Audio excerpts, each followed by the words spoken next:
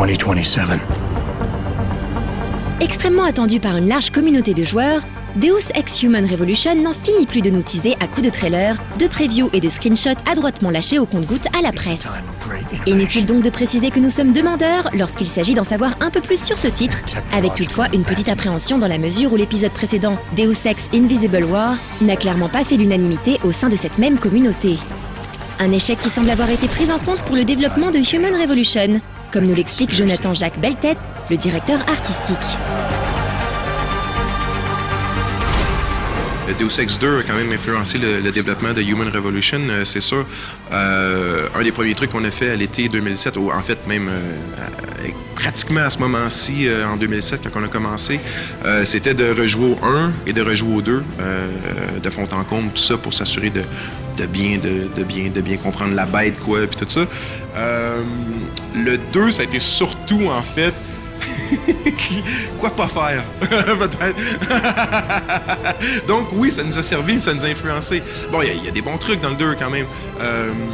Visuellement, bon, nous, du moment où on a su qu'on était un prequel, tout ça, donc le 2 est beaucoup trop futuriste quand même, tout ça, donc visuellement, ça n'a pas été une grande référence. Mais au niveau gameplay, bon, c'est surtout, on savait que si on faisait de l'amour universel, on allait se faire tuer encore par les fans, des trucs comme ça. Donc un peu ces modèles-là que le 2 a instaurés, on s'est assuré de ne pas les refaire, quoi. Des exemples à ne pas suivre donc, mais qui n'empêchent pas Human Revolution d'avoir un bon nombre de sources d'inspiration. Des influences plutôt rassurantes et naturelles pour la plupart, qui nous laissent penser que cette fois, le projet est rondement mené. Donc, ouais, les influences pour le jeu, ben, il y en a plusieurs. Donc, encore là, pour revenir au cyberpunk, c'est sûr qu'il y a des incontournables. Blade Runner, Ghost in the Shell, Akira, bon, et j'en passe. C'est sûr qu'on devait se baser un peu là-dessus. Cela dit, ce qui est important pour nous, comme je disais tout à l'heure, c'était d'y emmener d'une autre, en fait. Sans rentrer dans le sujet, est-ce que le jeu vidéo est une forme d'art ou pas, je veux dire, c'est quand même une création. C'est notre création, puis je pense que pour que ce soit notre création, il fallait y mettre de nos tripes, en fait. Un truc auquel on a pensé assez tôt, c'est qu'on a fait un lien entre la Renaissance et une époque transhumaniste, si on peut dire que ça peut être une époque, quoi. On a vu une espèce de lien thématique très fort. Si le transhumanisme, c'est upgrader ou augmenter la machine humaine, si on veut, la Renaissance, c'était vraiment comprendre la machine humaine. Et pour upgrader un système, il faut d'abord le comprendre à la base. Tu peux pas l'upgrader si tu ne comprends pas son fonctionnement de base. Donc la Renaissance nous a beaucoup influencé. Sinon, côté jeux vidéo, moi je suis un fan fini des jeux japonais, donc le côté Metal Gear est présent, je le cache pas du tout, au contraire. Souvent les gens nous demandent, il semble avoir une grosse influence de Square visuellement dans votre jeu depuis que... est-ce que c'est Square qui a influencé ça après l'acquisition, tout ça? En fait, pas du tout. Ces trucs-là étaient déjà là bien avant Square, parce que moi, mon équipe, on est déjà des gros fans des jeux japonais, des animés, des mangas, donc c'est pour ça qu'on s'est bien entendu avec Square, on parlait déjà le même langage. Donc les jeux de Konami, les jeux de Capcom, les jeux de Square, tout ça, grandes influences.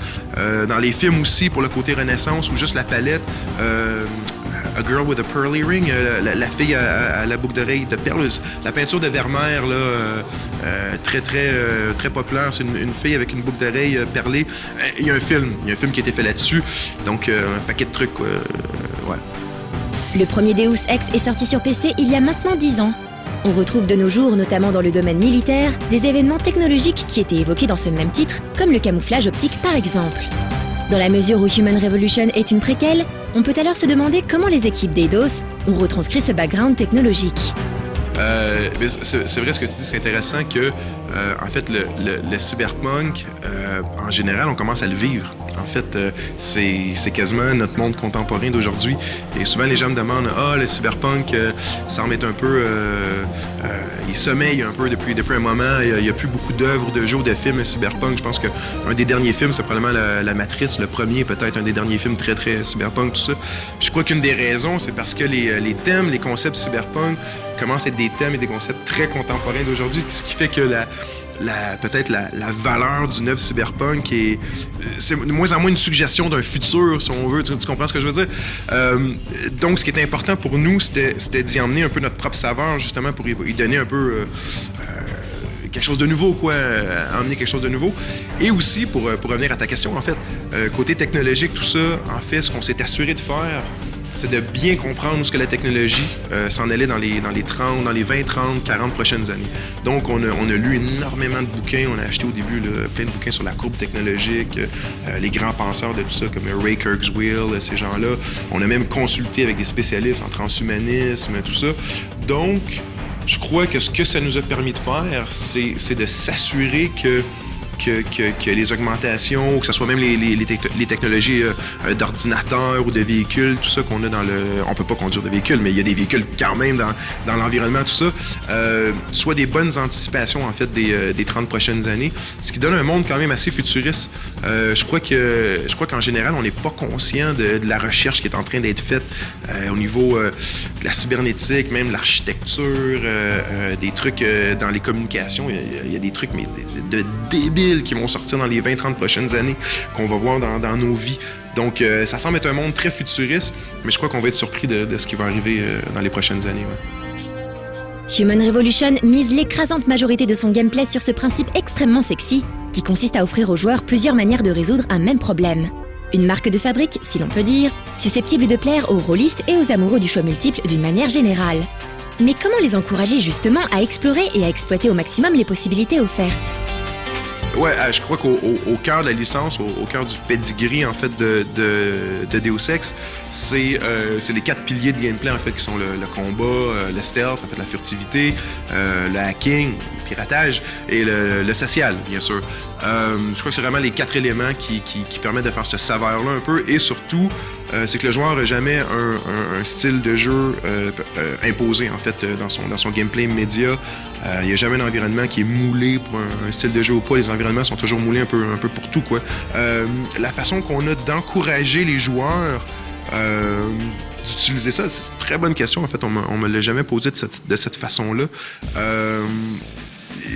En fait, je dirais que il y a un côté naturel un peu à ça. Je pense que le joueur finit par se rendre compte. Le jeu, les 20 premières minutes sont quand même assez linéaires. Juste un peu pour y expliquer je veux pas dire que c'est un training, là, mais quand même les contrôles, un peu tout ça. C'est assez linéaire. C'est une vingtaine de minutes. Immédiatement après ça, le jeu s'ouvre et là, c'est l'expérience Deus Ex complète. Mais je pense que le joueur finit par se rendre compte au fur et à mesure des missions, des environnements, de son observation, que c'est très ouvert. Il y a toujours plusieurs façons de résoudre un challenge. Donc, je pense que le joueur va réaliser qu'il doit utiliser un peu de sa créativité, tactique, stratégique, observer l'environnement, tout ça. Donc, je crois qu'il y a un côté naturel où il va se rendre compte que c'est un jeu où les possibilités sont là, puis il doit explorer, il doit analyser l'environnement, quoi.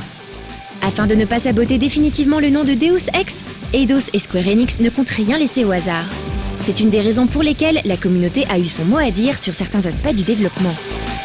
Toujours faire attention quand même avec ces trucs-là. Je crois qu'il faut pas tout écouter. Sinon, on s'éparpille. Puis je pense que le pire, la pire des choses, c'est d'essayer de faire plaisir à tout le monde. Je pense que dans ce temps-là, tu t'en vas dans toutes les directions, puis à un moment donné, le bateau dans une tempête un peu, là, si on veut. Donc, je pense que c'est important quand même d'avoir des convictions par rapport à ses choix, d'avoir une bonne explication pourquoi on fait les choix et tout ça. Bon, en premier lieu. Deuxième lieu, c'est sûr que pour le highlighting, en fait, le surlignage des objets dans le jeu, bon, encore là, auquel on avait nos justifications, pourquoi qu'on avait ça, tout ça. Mais c'est vrai que la communauté était très présente, en fait, très forte dans le fait qu'elle n'aimait pas ça, en fait. Et on a accepté effectivement, je crois que c'est un excellent choix d'ailleurs, de le mettre de façon optionnelle. Donc le surlignage peut être mis à on ou à off. Et aussi selon les niveaux de difficulté que le joueur choisit pour le jeu. Des fois, elle est là par défaut, mais elle peut être enlevée quand même. Et le niveau de difficulté le plus dur, par défaut, le surlignage n'est pas là, mais il peut être rajouté si le joueur le veut quand même. Donc, ouais, ça a été une bonne écoute de la communauté. Et je crois que ça a été un excellent choix. Il fallait le faire. Ouais. On espère maintenant que les équipes d'Eidos Montréal auront été aussi bien inspirées sur tous les autres aspects de Human Revolution. Mais pas d'inquiétude, on vous en reparlera dans Classé 18+. I'll never stop looking.